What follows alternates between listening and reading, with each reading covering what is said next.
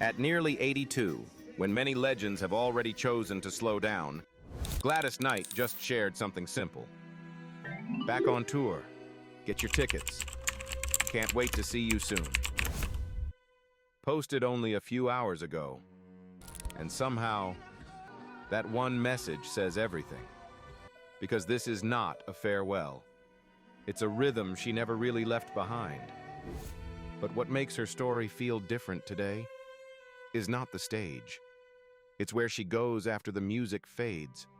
A quiet farm in North Carolina. No pressure, no noise, just space. To breathe, to slow down, to live.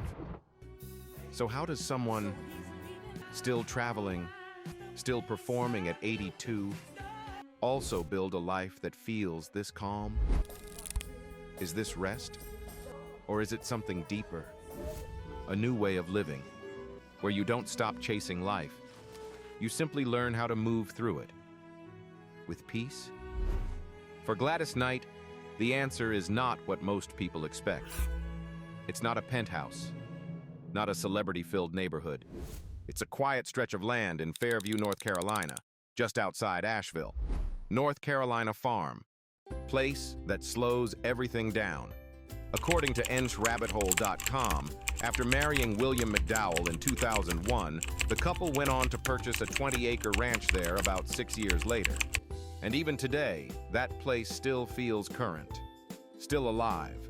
Not like a chapter that has ended, but one that continues to grow.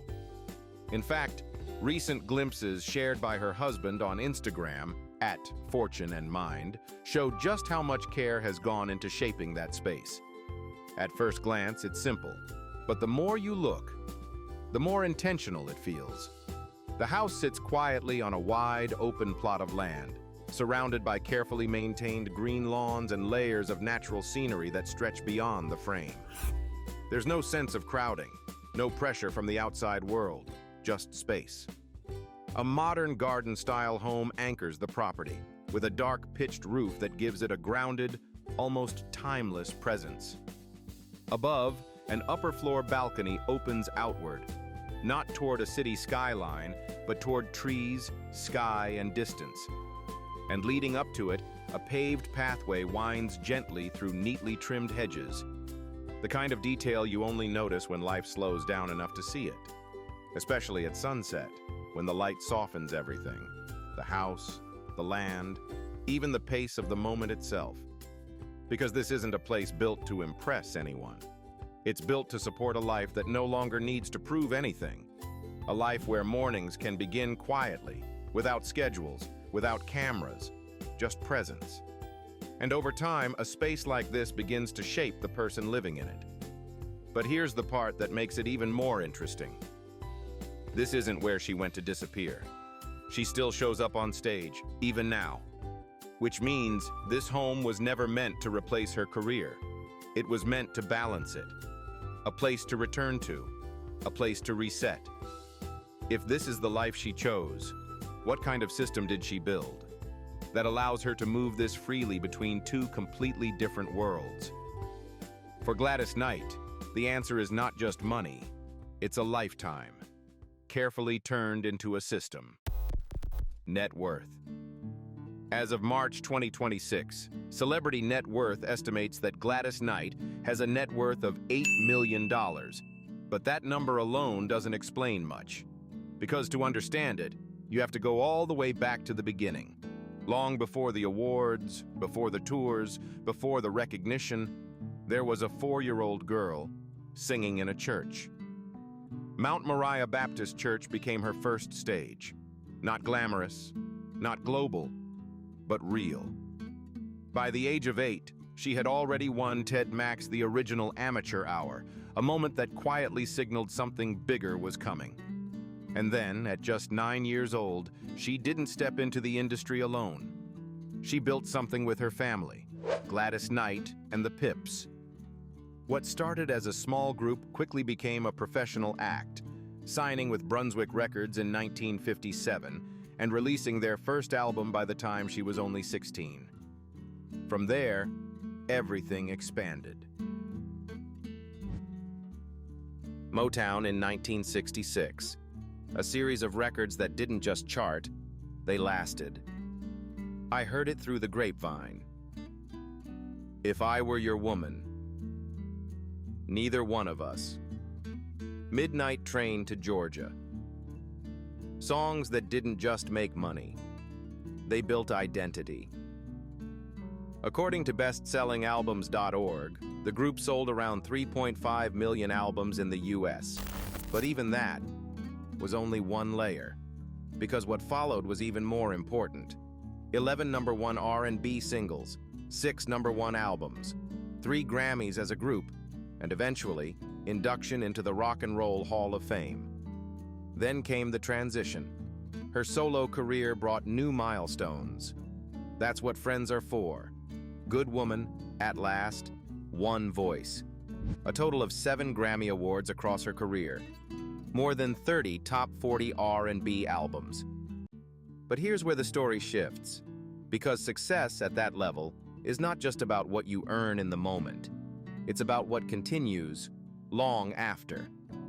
Her music catalog became a long-term asset. Royalties continue to flow, not from new work alone, but from decades of music that people still return to.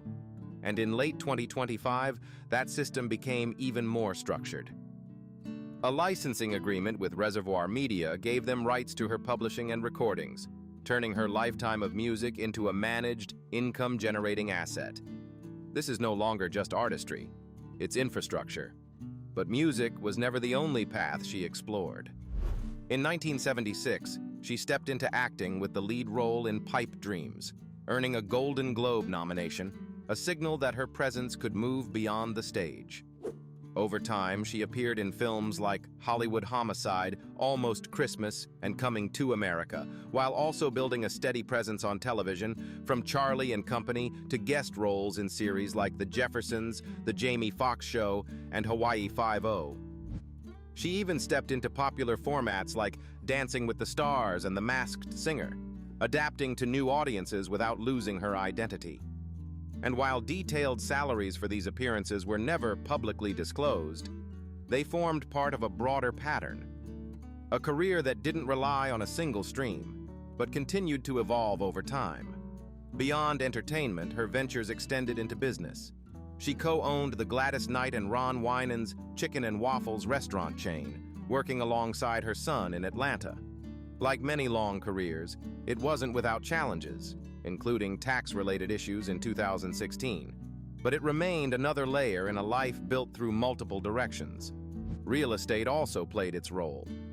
In early 2018, according to the Los Angeles Times, she and her husband sold their Las Vegas home for around $720,000. A modest transaction on paper, but part of a larger pattern of managing assets over time. When you look at it all together, this isn't a story of sudden wealth. It's a story of consistency, of building slowly, expanding carefully, which is why her life today doesn't feel driven by money. Because the work has already been done. The foundation has already been built. And when financial pressure is no longer the center of the story, something else begins to take its place. So how does Gladys Knight choose to use everything she has built? For Gladys Knight, that meaning has taken shape far beyond music. Philanthropy. According to her official website, she has long been described as a humanitarian and philanthropist, someone who has devoted herself to causes that reach far beyond music. And at the center of that work is a story that is deeply personal. Her connection with the American Diabetes Association is not just symbolic. It comes from loss. After her mother passed away from diabetes, Knight became a national spokesperson for the organization, raising awareness, supporting research, and using her voice in a very different way. Her family also established the Elizabeth Knight Foundation, continuing that mission through education and advocacy. But her efforts didn't stop there. Over the years, she has supported a wide range of causes. Through AMFAR, she participated in fundraising events for AIDS research, including a notable reunion performance alongside Elton John, Dionne Warwick, and Stevie Wonder in 2011. She has also contributed to the American Cancer Society and remained a longtime supporter of the Boys and Girls Club of America, even donating a song titled "The Dream," produced by Randy Jackson. Each effort in its own way reflects a pattern, not distant involvement, but personal commitment. And perhaps the most meaningful expression of that commitment is found in the place she now calls home. In 2014, she and her husband co-founded the Reynolds High School Community Restoration Foundation in North Carolina. The vision was clear: to take a historic but unused school building and bring it back to life. Not as a monument, but as a working community center, a space with a library, a theater, a gym, and a music studio, serving people across Haywood County and the surrounding region. This wasn't just a donation. They purchased the building. They led fundraising efforts. And even beyond that, her support reached other communities as well, including helping raise $400,000 for the Children's Learning Centers of Fairfield County in 2017. When you look at it all together, her philanthropy doesn't feel like an extension of her career. It feels like a continuation of her values. Because at this stage of life, legacy is no longer about what you've achieved. So what does her life look like today? Behind the calm, behind the balance, and behind everything she has built? For Gladys Knight, the answer is surprisingly simple and very intentional. Current life. At 81, Gladys Knight is no longer chasing the spotlight, but she has never truly stepped away from it. Her life today feels like a slower, more intentional rhythm. Less noise, more control, and a quiet sense of fulfillment she has clearly chosen for herself. On Instagram, at @MsGladysKnight, where she has over 500,000 followers, she doesn't treat social media like a daily diary. Instead, her posts are simple and purposeful, messages of gratitude, health updates, and occasional tour announcements.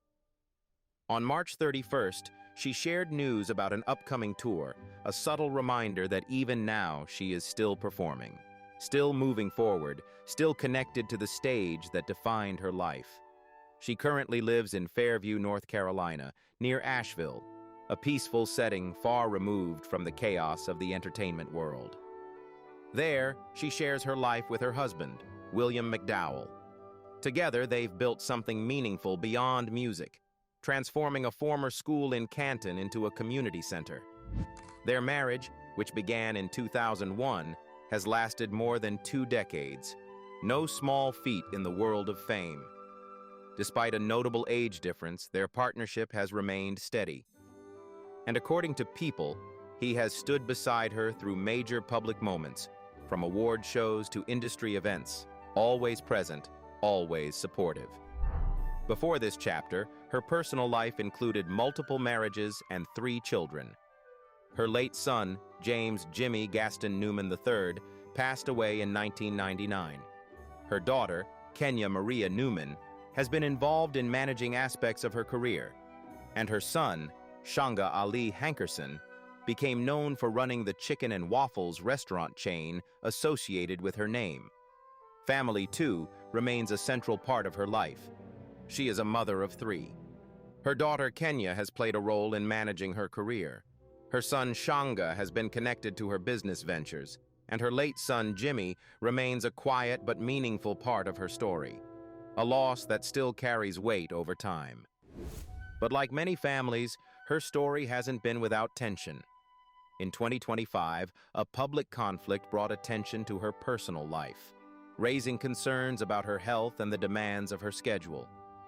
Shanga Hankerson, the son of the Midnight Train to Georgia singer, expressed his worries for his mother in an interview with People, claiming that her busy touring schedule had harmed her health, largely due to her husband, William McDowell's demands. Her response, however, was direct. She denied the claims. She stated that she was healthy and happy, and she made it clear that she remained in control of her life. In fact, she has continued preparing for the Queen's tour alongside fellow legends like Chaka Khan, Patti LaBelle, and Stephanie Mills. After decades in the spotlight, after success, loss, and change, she is still the one deciding how her story continues. What do you think? Is she slowing down? Or is she finally living life the way it was meant to be? Share your thoughts in the comments below. And if you want more stories like this, stay with us. We'll see you in the next video.